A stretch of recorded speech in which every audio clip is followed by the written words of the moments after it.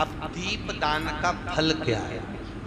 घाट पर जो दिया लगाया जाता है वो ज्यादा पुण्य फल पर देने वाला है कि गंगा जी में जो छोड़ते हो वो ज्यादा फल देने वाला है? बोलो जम, बोलो बोलो। जो गंगा जी में छोड़ते हैं वो ज्यादा फल देता है। कौन सी पुराण में लिखा था कि गंगा में छोड़ो, यमुना में छोड़ो, सरयू में छोड़ो तो वो ज्यादा फल देगा? गंगा कौन? क्या बोलते हो? गंगा माँ। अब तुम्हारी माता जी यहाँ बैठी है, वो की छाती पे दिया धर दे, बोलो अच्छा लगेगा? बोलते जाओ, लगेगा? हरिद्वार ले जाओ, रोटी भी दे रहा है, रिजर्वेशन भी कराया, लेकर गंगा जी हरिद्वार भी गया, पंडित जी को देकर कम से कम 2-4 हजार रुपए तो खर्च करके ही आएगा। तो इससे तो जिंदा जी अम्मा को गंगा ले जाता तो दूसरी बार मरी हुई को ले जाने की जरूरत ही नहीं पड़ती। जीते जी ले जाता तो कोई उसको भी तृप्ति होती, मेरा बेटा मुझे जीते जी गंगा नहाने ले गया। और मरने के बाद ऐसी झोली में धोकर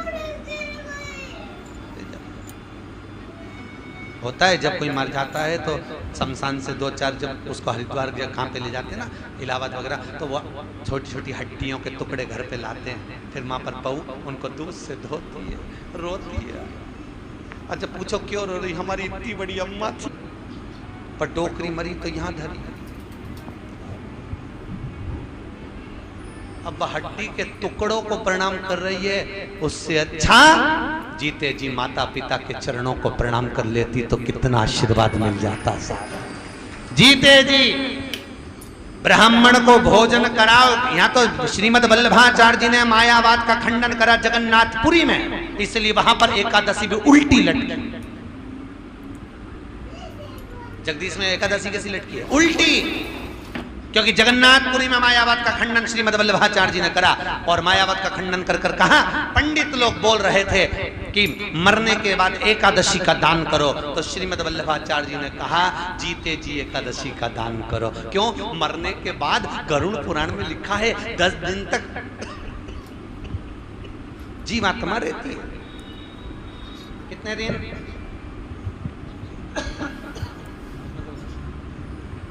10 दिन तक जीवात्मा,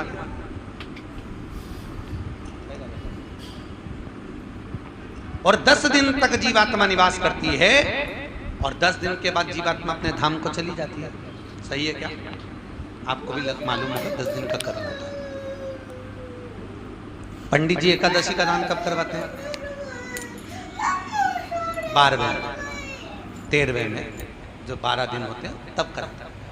10वें दिन अगर जीवात्मा चली गई तो तुमने जो एकादशी करी उसका पुण्य कब मिलेगा? बोलो जन। तो श्रीमद वल्लभाचार्य जी ने लिखा, मायावाद का खंडन कर कर जल भेद ग्रंथ के अंदर, कौन सा ग्रंथ है? जल भेद। जल भेद ग्रंथ के अंदर श्रीमद महाप्रभु जी वर्णन कर रहे हैं, श्रीमद वल्लभाचार्य जी कर रहे हैं कि अगर एकादशी का दान करना है तो जीते जी करो।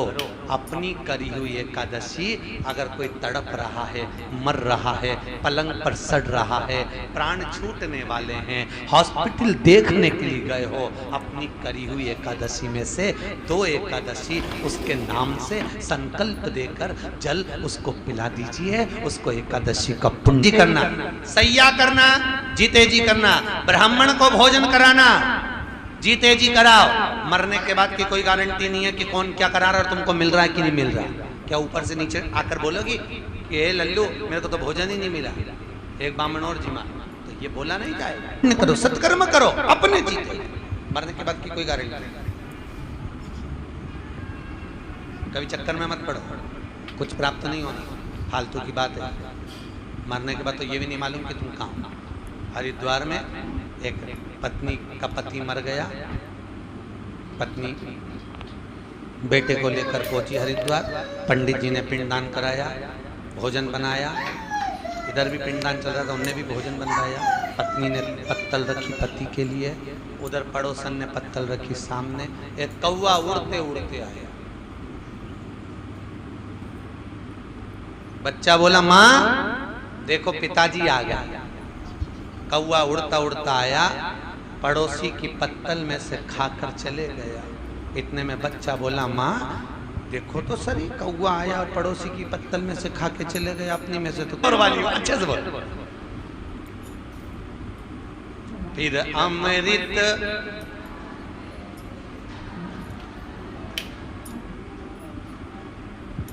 कभी अपनी बोतल किसी को, माँ बाप की इज्जत नहीं होती, उस घर में देखना कभी बरकत। जहां माता पिता का सम्मान हो, आदर हो, सत्कार हो, वहां पर लक्ष्मी बढ़ती है।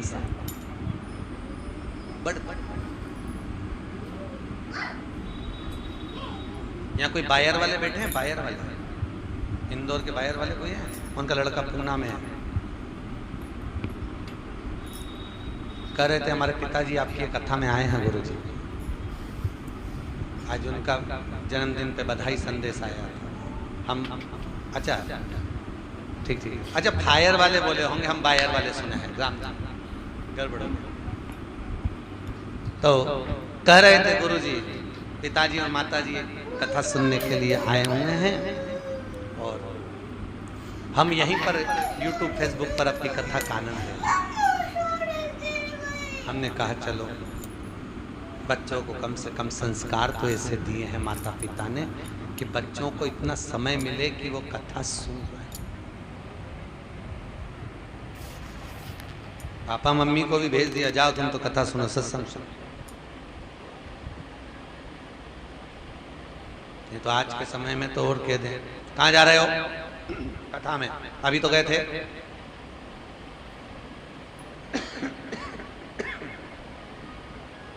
जब अभी गए थे तो फिर बार बार क्यों जा रहे हो? समझा दो। उदर की तृप्ति के लिए रोज भोजन जरूरी है, आत्मा की तृप्ति के लिए रोज काफी बहुत है। राजा परीक्षित सुखदेव जी महाराज के कहने पर भागवत की शरण में आकर बैठ गया। फिर चित्त वृत्ति में कुछ समाहित नहीं हुआ। क्या हो रहा है बेटे, क्या कर रहे हैं? सिंहासन कैसा होगा, राजपाट कैसा होगा? परीक्षित से सीखो। बुढ़ा नहीं हुआ था परीक्षित, बुजुर्ग नहीं था परीक्षित। जन्मय जय को क्षण भर की देरी नहीं करी, सिंहासन देकर चल दिए। संभालो, आप संभालिए।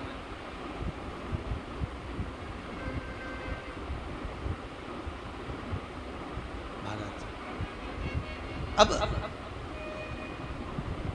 यहां द्रौपदी के 5 पुत्र सो रहे हैं और अश्वत्थामा वो द्रौपदी के 5 पुत्रों को रात्रि के समय पर जाकर मार रहा है। ब्राह्मण का पुत्र है अश्वत्थामा, गुरु का पुत्र है अश्वत्थामा, ब्राह्मण होकर गलत कर्म कर, ब्राह्मण होकर गलत कर्म। अच्छा बताओ, एक ब्राह्मण का बेटा होकर ऐसा क्यों कर गया रे? अश्वत्थामा तो इतना विद्वान था, उसने क्यों मारा सोते हुए ब्राह्मणों पर बच्चों को? क्यों मारा? ज्ञान की मणि लगी हुई थी। होता है, गर्ग संहिता में लिखा है कि व्यक्ति प्रखर होता है तो खुद चारों तरफ तो प्रकाश करता है पर स्वयं अंधेरे में डूबता चले जाता है। दिया जलते हुए देखा है? अरे बोलो तो, प्रकाश कहाँ है? पूरे कमरे में। अंधेरा कहाँ है? दिए के। ज्ञान की मणि का प्रकाश चारों तरफ फैलेगा पर सुता अंधेरे में डूबेगा।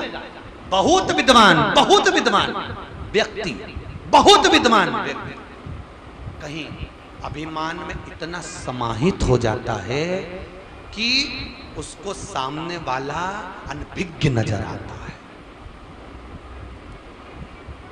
की मणि उसकी भी अगर प्रखर हो गई अश्वत्थामा जैसी, तो उसको सामने वाला व्यक्ति अनभिज्ञ दिखेगा, उसको लगेगा इसको कुछ नहीं आता है।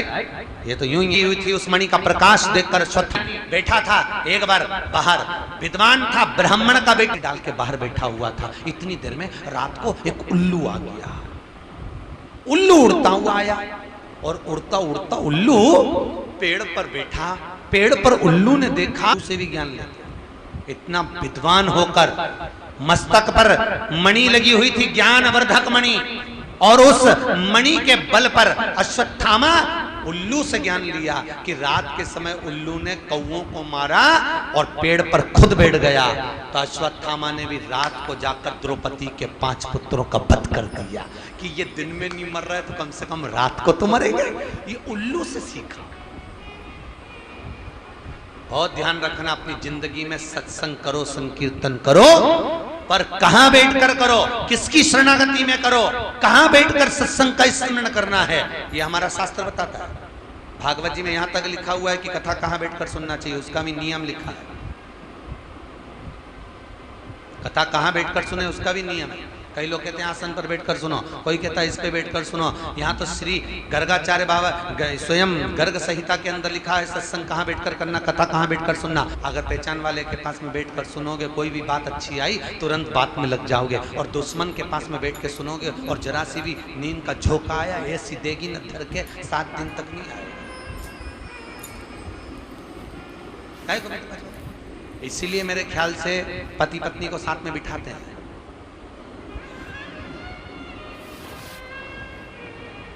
क्योंकि एक इंडिया है तो एक चीन है, इसीलिए दोनों के पास।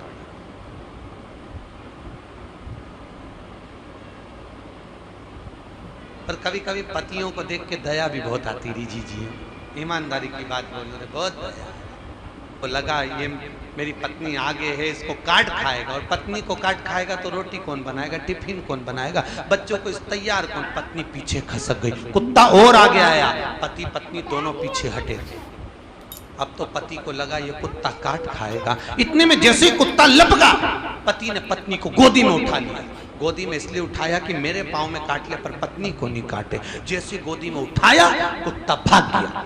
जैसे कुत्ता भागा, इसने पत्नी को नीचे उतारा। इतने में पत्नी नीचे उतरते सी बोली, तुम में तो रत्ती भर की अक्ल नहीं है, तुम्हारे जैसा आदमी भगवान किसी को नहीं दे। बताओ, दुनिया के लोग कुत्ते को भगाने के लिए पत्थर उठाते, तुमने मुझे उठा दिया। और बेचारे की किस्मत में यश नहीं लिखा तो कई करे, वो करे तो करे।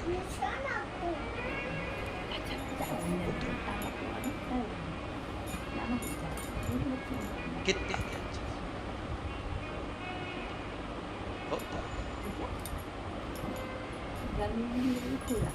उल्लू की चिदानंद प्रकृति लेकर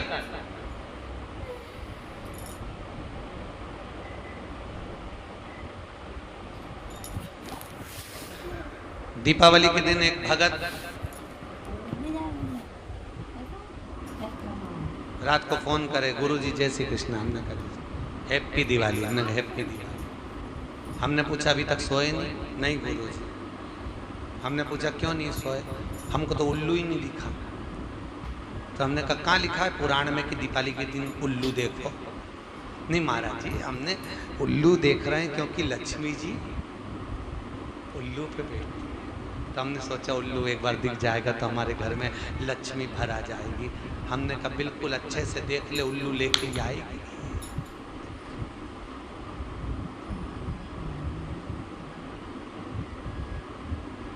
अपने यहाँ दीपावली के दिन जिस लक्ष्मी जी की मूर्ति की पूजन होती है, उस मूर्ति के पास में उल्लू नहीं होता और नारायण नहीं होता।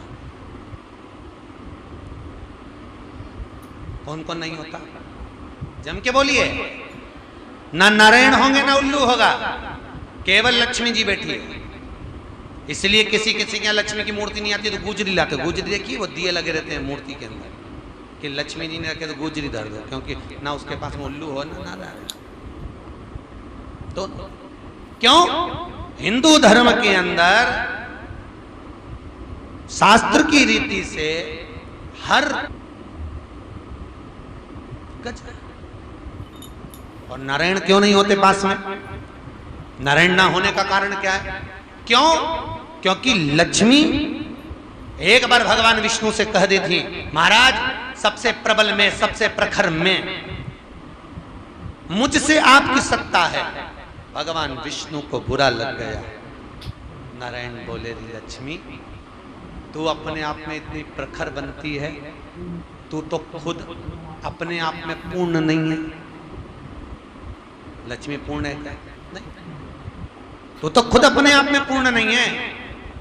इतने में लक्ष्मी जी ने नारायण से कहा, प्रभु तुम मुझे अपूर्ण कह रहे हो। भगवान कह रहे, लक्ष्मी हाँ मैं तुझको अपूर्ण कह रहा हूं, क्योंकि तू अपूर्ण है, तो पूर्ण नहीं। लक्ष्मी को क्रोध आ गया, आंख में आंसू भरकर रोती हुई सरस्वती के पास चली गई। सरस्वती ने पूछा, लक्ष्मी क्यों रो रही है, क्या हो गया? लक्ष्मी कहती है, मेरे पति मुझे अपूर्ण कहते हैं। पति तो पत्नी का मान करता है, सम्मान करता है, प्रतिष्ठा करता है, पर मुझे अपूर्ण कर रहा है मेरा पति मुझको। सरस्वती जी बोली, रो मत, चल पार्वती के पास चलते हैं। पार्वती के यहाँ पहुंचे।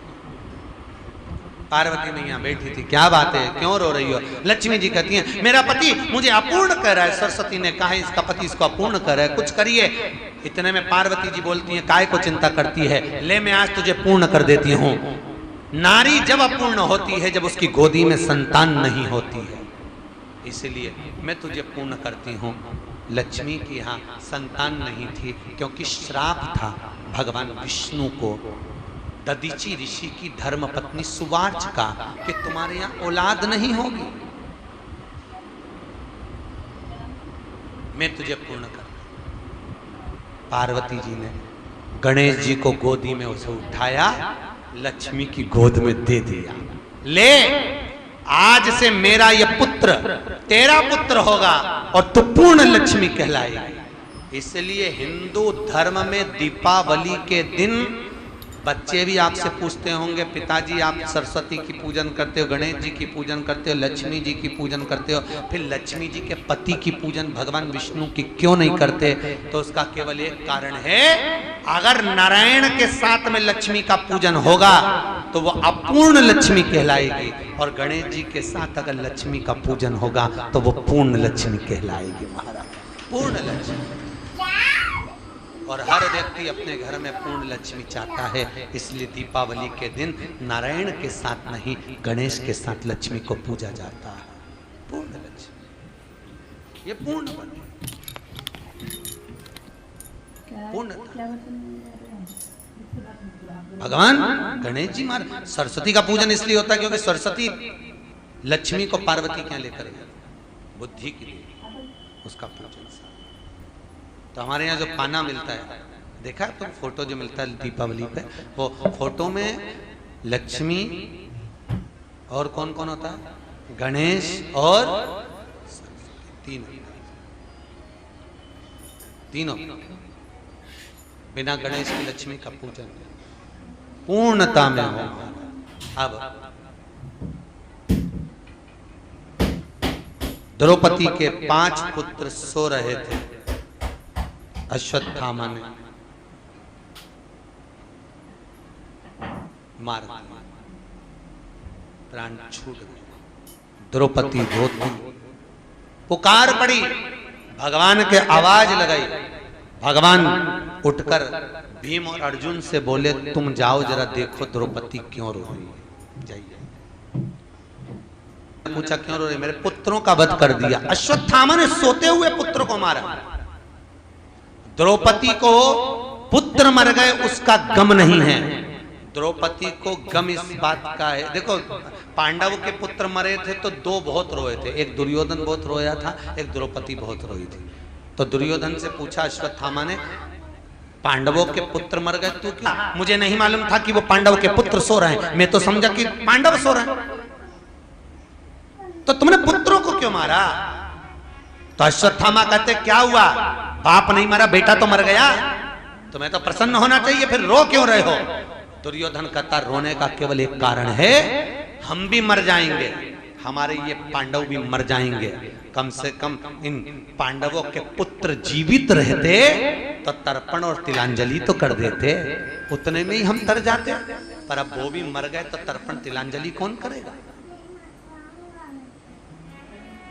देखो ऐसा नहीं है, दुर्योधन समझदार तो था, बस थोड़ी संगत बुरी थी उसकी। समझदार तो था।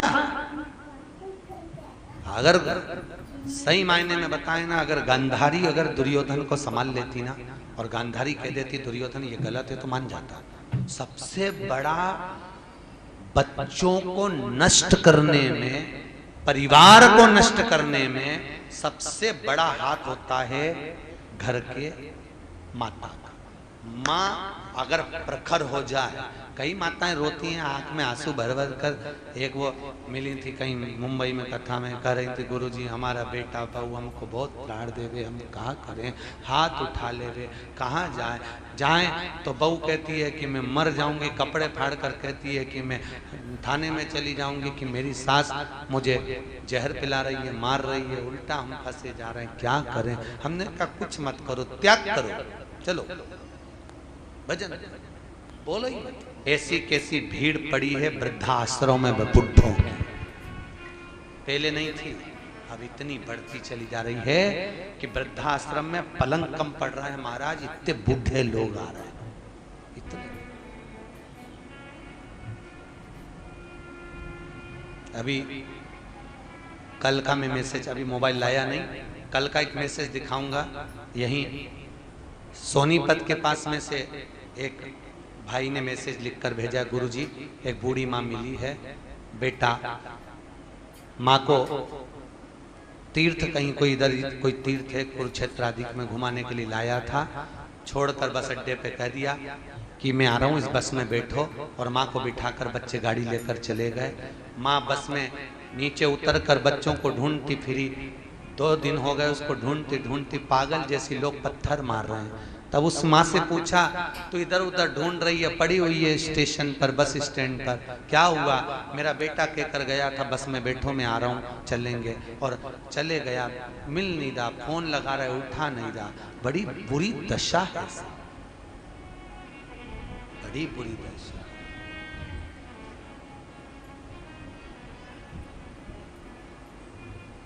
लोग हमसे कहते हैं महाराज आप कहते हो कि वृद्धाश्रम भारत की भूमि पर कलंक है, क्योंकि माता पिता की लोग सेवा नहीं कर पा रहे, कलंक ही माना जाए।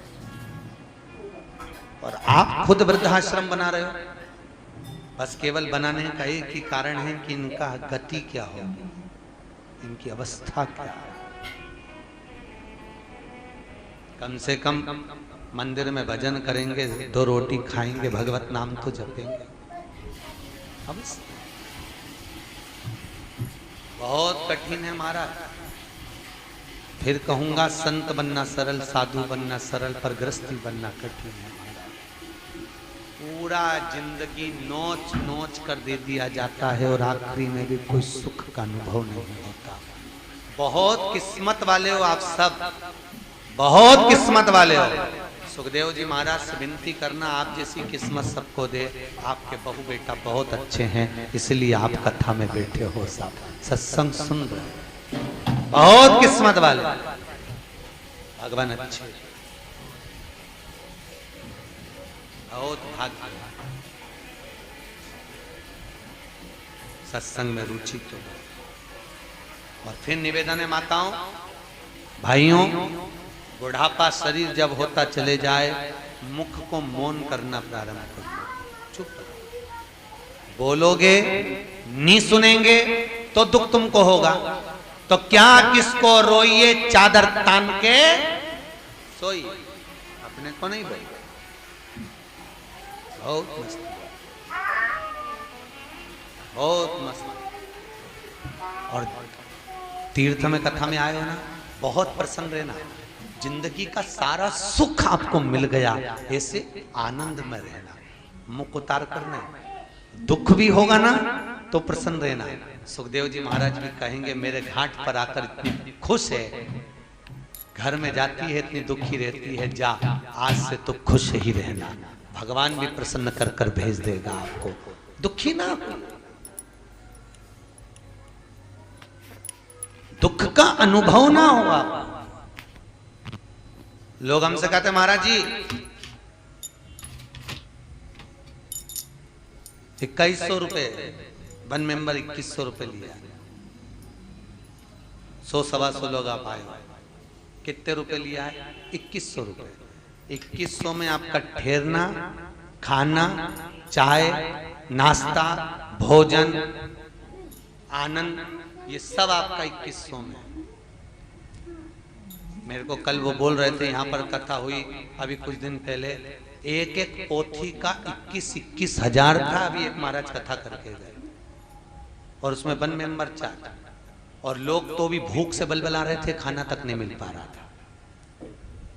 तो 2100 में पूर्ति कैसे होती होगी कि 2100 में लोग यूं थूक कर छोड़ जाते हैं, 2100 में 7 दिन रहना देते हो तो वो 21,000 के बराबर हो जाता है।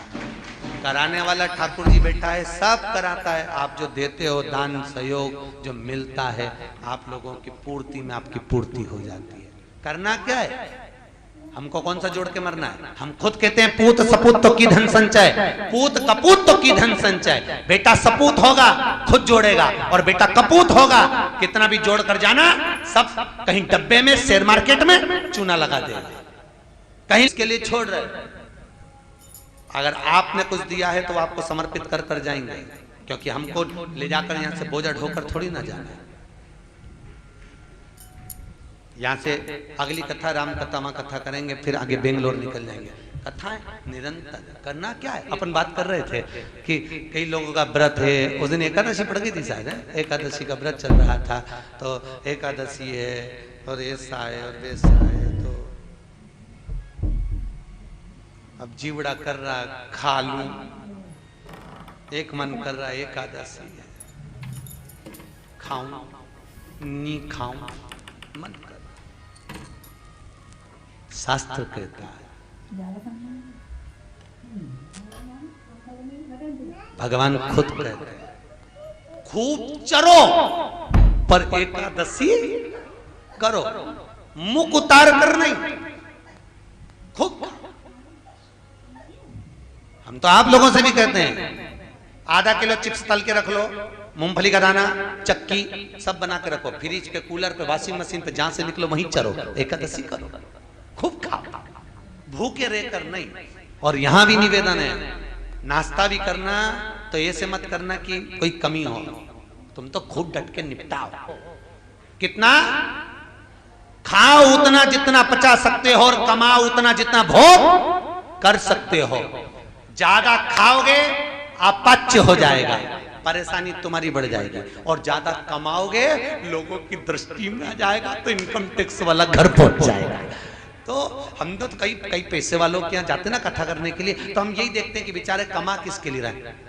बहुत पैसे वाले व्यक्ति इतना कमाते, इतना कमा, व्यक्ति इसीलिए कमा रहा है क्योंकि इनको देना है, खुद के लिए नहीं कमा रहा, इनके लिए कमा रहा। कमाएगा इनको देता जाएगा, तो इससे तो भैया कम कमाओ, पति पूछ।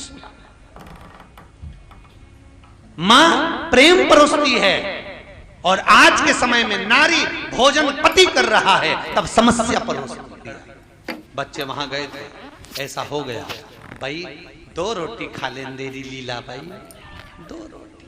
वो प्रेम से खा लेगा, उसको सुकून का अनुभव होगा। महाराज, पोथी पढ़ पढ़ जग मुहा पंडित भयो ना कोई, प्रेम आखर प्रेम को पढ़े सो पंडित। हम प्रेम की भाषा को समझे, माता पिता के अनुमोदन को समझे। अश्वत्थामा ने द्रौपदी के 5 पुत्र को मार दिया, अश्वत्थामा को पकड़कर लाया गया, दुर्योधन भी रोया, क्यों? परिवार वाले जीवित रहते तो तिलांजलि करते। द्रौपदी भी रोई, क्यों? क्योंकि मेरे पुत्र पलंग पर सोते हुए मर गए, इनको तो युद्ध के मैदान में मरना था। तो मैं प्रसन्न हूं।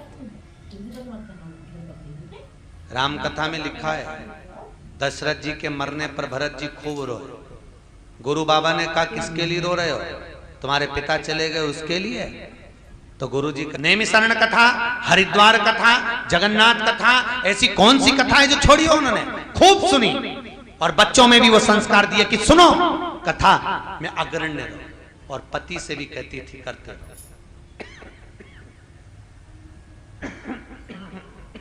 भजन करो, सत्संग करो।